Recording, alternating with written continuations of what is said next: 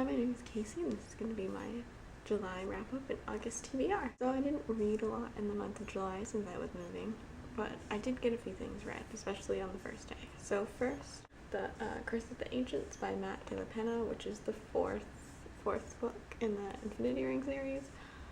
I think I gave this like 3 stars. I'm not sure how I'm feeling about the series overall. It's just like the same thing over and over again. So I don't know.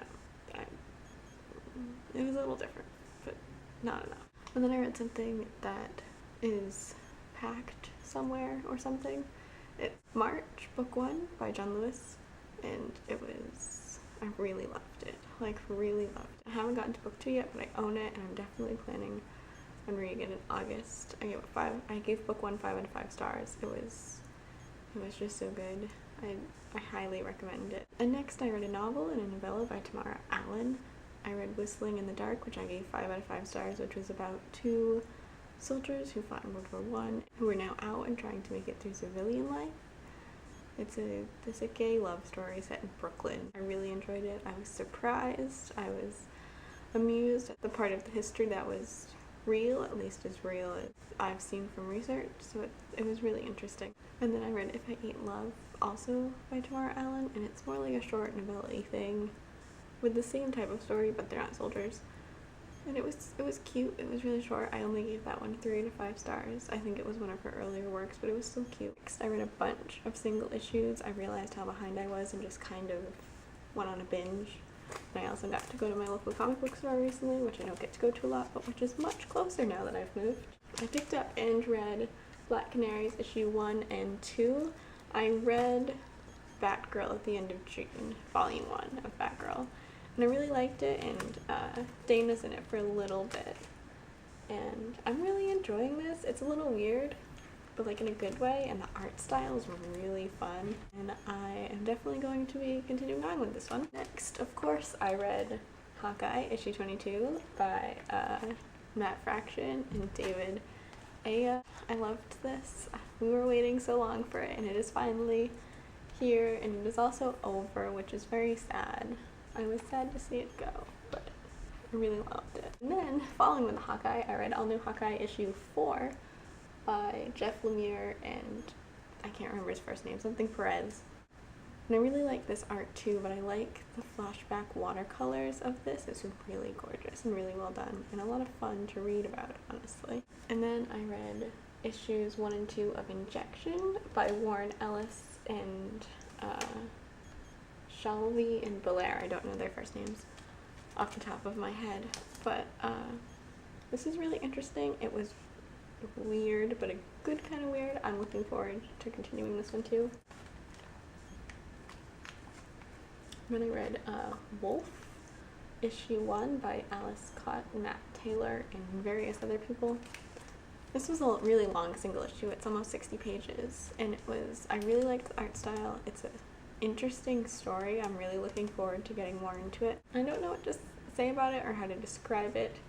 It starts with a guy engulfed in flames sitting at the top of a hill, and it goes from there, following that guy. And it's just really interesting. There are vampires. There's a guy who is some kind of sea monster-y god thing. I'm looking forward to getting more into this. Issue 1 of Mystic by Phil Hester and John McCrea. Not sure how I feel about this one so far. It was interesting, but I don't know. But I'm going to keep going. And it's more issues that's like continuing series. Wicked and Divine by Kieran Gillen, and the artist for this is Kate Brown, I think is her first name. It's Kate. She worked on in 1 issue of Young Avengers with them too. And this was interesting. It felt, I don't know, it didn't start off where I thought it was going to. It didn't start off right after the last issue, which I kind of wish it had, but I don't know. I'm looking forward to where this is going, and seeing more guest artists. I kind of really liked that. Descender, issue 5 by Jeff Lemire and Dustin Nguyen. I'm not sure how to pronounce that. I'm sorry. I'm really liking this. I really love the art style. It's really interesting and weird, and I'm really enjoying it. I'm still, I don't know, not in love with it, but I'm enjoying it. And then Run, Kill, Love by John Tesui and Conte and Aaliyah. This is issue 4, and I'm they're taking a hiatus after this, which I'm kind of sad about, but I'm really enjoying this, so I'd rather them take a hiatus than rush it. But I'm really interested to see what happens in the next one, which won't be out for a few months now, but still, excited. My camera decided to stop filming, so that's great. Didn't even realize it at first. So let's try again. The last book I read was The Song of Achilles by Madeline Miller. I started this at the end of May on the way to a convention, and I'm not really sure what to say about it. I gave it 5 out of 5 stars. It was incredible. It was so good. I highly recommend it to just everyone. But I don't know what to say about it. It was like beautifully written. It was just so good. I wish I could give it more than 5 stars. So then there are the books that I'm currently reading, the ones that I haven't finished yet. Stonewall is one of them, and I cannot think of the author's name off the top of my head, and I'm not sure how I'm feeling about it at the moment. We'll see. I'm not that far into it. I'm also currently reading The Familiar, Volume 1, One Rainy Day in May by Mark C. Danielewski, who is the author that did House of Leaves. And this one is that same kind of weird. I'm about 100 pages into it, and I think this is going to be like a 27 volume series, something ridiculous like that. This also weighs a ridiculous amount. I'm excited about it. I'm enjoying it so far. I'm not really sure where it's going to go, but I think that's just how his books are, so we'll see. I also don't think I'm going to finish it in August. I also started reading Beautiful Music for Ugly Children by Kristen Cron Mills. This is a book about a trans guy named Gabe who starts having his own radio show, and that's as far as I've gotten in the book, so that's all I know. The last book I'm currently reading is You by Carolyn Kepnes. I've seen some people talking about this book, which is why I picked it up.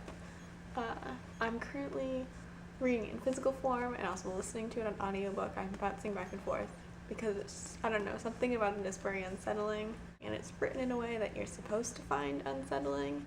100 pages in so far. I'm really enjoying it. I just having a hard time getting through it.